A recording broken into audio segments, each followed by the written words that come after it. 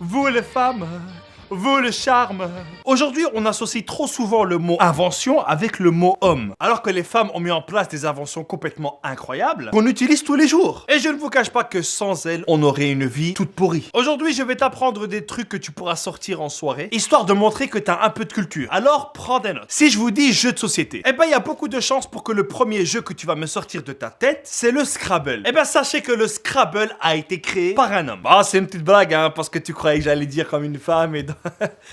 Pardon. Par contre, est-ce que vous connaissez le jeu du propriétaire? C'est un jeu qui a été créé par Isabelle Magui et qui est devenu plus tard le célèbre Monopoly. Donc pour ta future soirée, tu notes que voilà, Isabelle Magui a créé le Monopoly. En 1897, en voyant une maison brûler, Anna Connelly s'est dit c'est quand même chiant là, parce que là la maison elle brûle, ils sont obligés de sauter par la fenêtre. En plus, s'ils tombent, ça fait mal. Et s'ils tombent du 10e étage, c'est clair, ça fait plus mal. Et ben à ce moment-là, elle s'est dit, si on mettait des escaliers à l'extérieur des bâtiments, comme ça les gens, ils ont plus besoin de sauter du 10e étage. Oui, avant 1897, personne n'a pensé à mettre en place un système de sécurité au cas où il y aurait un incendie ou une fuite de gaz. Et grâce à cette dame dans les années 90, ce modèle faisait partie des codes de sécurité de construction obligatoires aux États-Unis. Bravo, Anna. Il y a aussi l'essuie-glace qui a été inventé par une femme, une certaine Mary Anderson, parce qu'elle remarquait qu'à chaque fois qu'il pleuvait ou qu'il y avait de la neige, les gens ils s'arrêtaient à chaque fois pour nettoyer leur pare-brise. Imagine les Belges de l'époque. Dans un pays où il pleut 2 jours par jour, si tu dois t'arrêter à chaque fois pour nettoyer ton pare-brise, rien que pour aller au travail, ça te prendra 5 semaines. Et ben du coup, en 1903, elle a créé le premier essuie-glace mécanique. Et sans elle, les gens s'arrêteraient encore toutes les 5 minutes comme des cons. Quand vous rentrez chez vous, que vous allumez votre chauffage au maximum et que votre maman vous crie dessus parce que ça va coûter cher à la fin du mois, ben sachez que le système de chauffage central au gaz naturel vient d'une certaine Alice Parker. Et grâce à elle, nous sommes au chaud pour déprimer les soirs d'hiver. En 1886, une certaine Joséphine Cochran est en train d'engueuler un serviteur. Parce qu'à chaque fois qu'il fait la vaisselle,